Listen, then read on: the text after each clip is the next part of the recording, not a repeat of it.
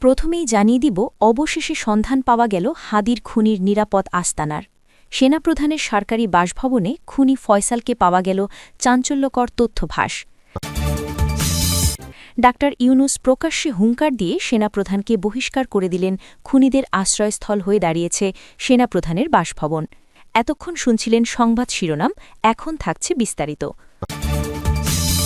তদন্ত সংশ্লিষ্ট একাধিক সূত্র ও সামাজিক যোগাযোগ মাধ্যমে ছড়িয়ে পড়া তথ্য অনুযায়ী অবশেষে হাদির খুনির কথিত নিরাপদ আস্তানার সন্ধান পাওয়া গেছে বলে দাবি করা হচ্ছে। এই দাবির কেন্দ্রবিন্দুতে উঠে এসেছে একটি অত্যন্ত সংবেদনশীল বিষয়। সেনাপ্রধানের সরকারি বাসভবনে খুনি ফয়সালকে পাওয়া গেছে বলে যে তথ্য ছড়িয়ে পড়েছে, তা নিয়ে দেশজুড়ে তীব্র আলোচনা ও বিতর্ক শুরু হয়েছে। হাদি হত্যাকাণ্ড শুরু থেকেই জনমনে প্রবল আলোড়ন সৃষ্টি করে। নির্মম এই হত্যার পর দীর্ঘদিন ধরেই প্রশ্ন উঠছিল, খুনি কোথায়, কিভাবে সে এতদিন ধরাছোঁয়ার বাইরে থাকল, আর কারা তাকে আশ্রয় প্রশ্রয় দিল। এসব প্রশ্নের উত্তর খুঁজতে তদন্তে নামে বিভিন্ন সংস্থা। তদন্ত যত এগোতে থাকে ততই সামনে আসতে থাকে নানা চাঞ্চল্যকর তথ্য, যার অনেকগুলোই ছিল বিস্ময়কর ও উদ্বেগজনক। সাম্প্রতিক সময়ে কয়েকটি সূত্রের বরাতে দাবি করা হয়, হত্যাকাণ্ডের মূল অভিযুক্ত ফয়সাল দীর্ঘদিন আত্মগোপনে থাকলেও সে একেবারে সাধারণ কোনো স্থানে নয়, বরং একটি অত্যন্ত নিরাপদ ও অপ্রত্যাশিত জায়গায় অবস্থান করছিল। সেই দাবির পরই সামাজিক যোগাযোগ মাধ্যমে আলোড়ন সৃষ্টি করে একটি তথ্য, খুনি ফয়সালকে সেনাপ্রধানের সরকারি বাসভবনে পাওয়া গেছে বলে অভিযোগ ওঠে। তবে এই বিষয়ে এখনও কোনো আনুষ্ঠানিক ঘোষণা বা সরকারি স্বীকৃতি পাওয়া যায়নি। তদন্ত সংশ্লিষ্ট একটি সূত্র জানায়, আমরা বিষয়টি গুরুত্ব সহকারে দেখছি। এটি অত্যন্ত স্পর্শকাতর দাবি। যাচাই বাছাই ছাড়া কোনো সিদ্ধান্তে পৌঁছানো যাবে না। সূত্রটি আরও জানায়, এ ধরনের অভিযোগ তদন্তের ক্ষেত্রে সর্বোচ্চ সতর্কতা অবলম্বন করা হচ্ছে, কারণ এতে রাষ্ট্রীয় নিরাপত্তা ও গুরুত্বপূর্ণ ব্যক্তিদের নাম জড়িত। এই দাবিকে কেন্দ্র করে রাজনৈতিক অঙ্গনেও শুরু হয়েছে তীব্র আলোচনা। বিরোধী দল ও নাগরিক সমাজের একাংশ প্রশ্ন তুলছে, যদি সত্যিই কোনো প্রভাবশালী মহলের ছত্রছায়ায় একজন খুনি নিরাপদে আশ্রয় পেয়ে থাকে, তবে সেটি শুধু একটি হত্যাকাণ্ডের বিষয় নয়, বরং পুরো বিচার ব্যবস্থার জন্য ভয়ঙ্কর বার্তা। তারা নিরপেক্ষ ও স্বচ্ছ তদন্তের দাবি জানিয়েছেন। অন্যদিকে সরকার পক্ষের দায়িত্বশীল মহল বলছে, গুজব ও যাচাইহীন তথ্যের ভিত্তিতে সিদ্ধান্ত টানা ঠিক হবে না। তারা সবাইকে দায়িত্বশীল আচরণ করার আহ্বান জানিয়ে বলেছে, তদন্ত শেষ হওয়ার আগেই এমন সংবেদনশীল বিষয়ে চূড়ান্ত মন্তব্য করা রাষ্ট্র ও সমাজ দুটোর জন্যই ক্ষতিকর। হাদি হত্যাকাণ্ডের তদন্তে ফয়সালের নাম উঠে আসার পর থেকেই তার গতিবিধি, আর্থিক লেনদেন ও যোগাযোগের নেটওয়ার্ক খতিয়ে দেখা হচ্ছে। তদন্তকারী সংস্থাগুলো জানিয়েছে, তার সঙ্গে কারা যোগাযোগ রাখত, কে বা কারা তাকে সহায়তা করছিল, এসব বিষয়ে গভীরভাবে বিশ্লেষণ করা হচ্ছে। কিছু ক্ষেত্রে গুরুত্বপূর্ণ ব্যক্তিদের সঙ্গে যোগাযোগের তথ্য যাচাইয়ের আওতায় এসেছে বলে জানা গেছে, যদিও এসব তথ্য এখনও প্রাথমিক পর্যায়ে রয়েছে। এই ঘটনার পর সামাজিক যোগাযোগ মাধ্যমে ব্যাপক প্রতিক্রিয়া দেখা গেছে। অনেকেই দাবি করছেন, সত্য যদি চাপা পড়ে যায় তবে ভবিষ্যতে এমন অপরাধ আরও বাড়বে। আবার কেউ কেউ সতর্ক করে বলছেন, রাষ্ট্রের গুরুত্বপূর্ণ প্রতিষ্ঠান ও ব্যক্তিদের নাম জড়িয়ে বিভ্রান্তিকর তথ্য ছড়ানো এক ধরনের অপরাধ। মানবাধিকার বকিলেরা বলছেন, হাদি হত্যাকাণ্ডের সুষ্ঠু বিচার নিশ্চিত করাই এখন সবচেয়ে জরুরি। খুনি কে, কোথায় লুকিয়েছিল, কারা তাকে আশ্রয় দিয়েছে, এসব প্রশ্নের উত্তর জনগণের সামনে আসতে হবে।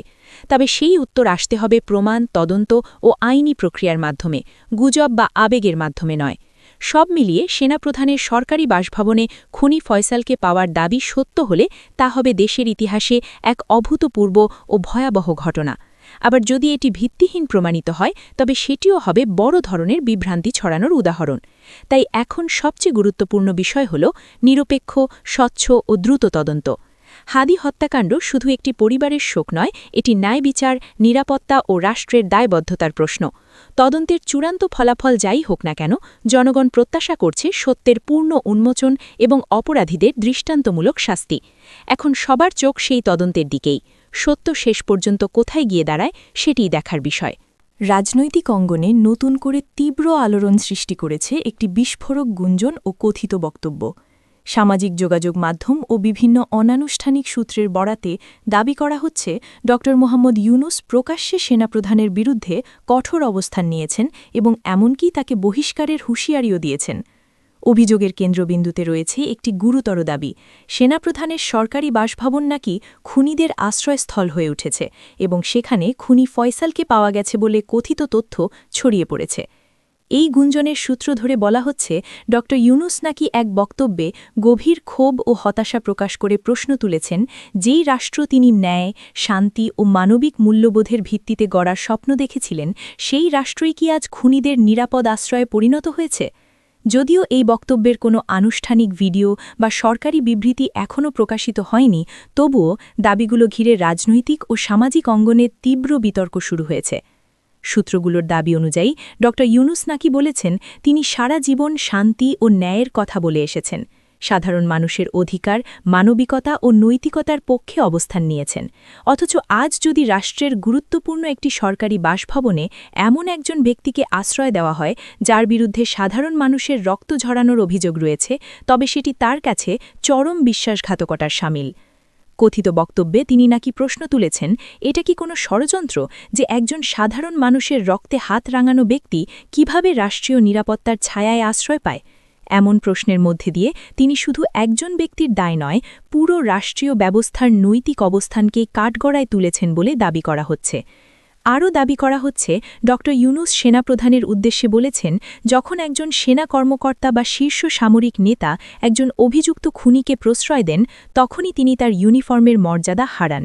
ইউনিফর্ম কেবল ক্ষমতার প্রতীক নয়, এটি শৃঙ্খলা, দায়িত্ব ও দেশের মানুষের প্রতি অঙ্গীকারের প্রতীক। সেই অঙ্গীকার ভঙ্গ হলে পদমর্যাদা নিজেই প্রশ্নবিদ্ধ হয়ে পড়ে, এমন মন্তব্য নাকি উঠে এসেছে কথিত বক্তব্যে। এই গুঞ্জনে আরও বলা হচ্ছে, ড ইউনুস ছাত্র জনতা ও সাধারণ মানুষের সাম্প্রতিক আন্দোলনের প্রসঙ্গ টেনে বলেছেন, এই পরিবর্তন কোনো ব্যক্তি বা গোষ্ঠীকে রক্ষা করার জন্য আসেনি, বরং খুনিদের বিচার নিশ্চিত করার জন্য এসেছে। যারা প্রাণ কেড়ে নিয়েছে তাদের লালন পালনের জন্য নয়, এমন কঠোর বার্তাও নাকি তিনি দিয়েছেন। এই দাবির পরপরই আরেকটি গুরুত্বপূর্ণ প্রসঙ্গ সামনে আসে। কথিতভাবে এক সাংবাদিক প্রশ্ন তুলেছেন, সেনাপ্রধানকে বহিষ্কার করলে সেনাবাহিনীর চেইন অফ কমান্ডের উপর নেতিবাচক প্রভাব পড়তে পারে কিনা। এই প্রশ্নের উত্তরে ড ইউনুস নাকি আরও দৃঢ় অবস্থান নেন। তিনি বলেছেন বলে দাবি করা হচ্ছে, চেইন অফ কমান্ডের চেয়েও তার কাছে বড় হল দেশের মানুষের আমানত ও বিশ্বাস। রাষ্ট্রের দায়িত্ব প্রথমে জনগণের কাছে, কোনো ব্যক্তিগত বা প্রাতিষ্ঠানিক স্বার্থের কাছে নয়। সবচেয়ে নাটকীয় অংশ হিসেবে ছড়িয়ে পড়া দাবিতে বলা হচ্ছে, ড ইউনুস সেনাপ্রধানকে দুটি পথ খোলা রেখেছেন, সম্মানের সাথে সরে যাওয়ার সুযোগ অথবা তাৎক্ষণিক বহিষ্কার। কথিতভাবে তিনি বলেছেন, আমি আপনাকে সম্মানের সাথে সরে যাওয়ার সুযোগ দিতে পারি, নচেত এই মুহূর্তেই বহিষ্কারের আদেশে আমি সই করব, সিদ্ধান্ত আপনার। এই বক্তব্য সত্য হলে তা দেশের সামরিক ও রাজনৈতিক ইতিহাসে এক নজিরবিহীন ঘটনা হবে, এমনটাই মনে করছেন বিশ্লেষকের একাংশ। তবে অন্যদিকে অনেকেই সতর্ক করে বলছেন, এত বড় অভিযোগ ও বক্তব্যের ক্ষেত্রে আনুষ্ঠানিক সত্যতা যাচাই ছাড়া সিদ্ধান্তে পৌঁছানো বিপজ্জনক। রাষ্ট্রের গুরুত্বপূর্ণ প্রতিষ্ঠান ও ব্যক্তিদের নাম জড়িয়ে যাচাইহীন তথ্য ছড়ানো সমাজে বিভ্রান্তি ও অস্থিরতা তৈরি করতে পারে। এখন পর্যন্ত সরকার, সেনাবাহিনী বা ড ইউনুসের পক্ষ থেকে এসব বিষয়ে কোনো আনুষ্ঠানিক বক্তব্য আসেনি, ফলে পুরো বিষয়টি এখনও গুঞ্জন ও কথিত বক্তব্যের পর্যায়েই রয়ে গেছে। তবুও এই আলোচনার মধ্য দিয়ে একটি বিষয় স্পষ্ট, দেশের মানুষ ন্যায় বিচার, স্বচ্ছতা ও দায়বদ্ধতা নিয়ে ক্রমশই আরও সোচ্চার হচ্ছে। শেষ পর্যন্ত এই দাবিগুলোর সত্যতা কি, আদৌ কোনো এমন বক্তব্য দেওয়া হয়েছে কিনা, কিংবা এটি রাজনৈতিক উদ্দেশ্য প্রণোদিত প্রচারণা, সেসব প্রশ্নের উত্তর আসবে কেবল নির্ভরযোগ্য তদন্ত ও আনুষ্ঠানিক ব্যাখ্যার মাধ্যমেই। তবে যতক্ষণ না স্পষ্টতা আসছে, ততক্ষণ এই ইস্যু দেশের রাজনৈতিক অঙ্গনে উত্তাপ ছড়িয়েই যাবে, এটাই বাস্তবতা।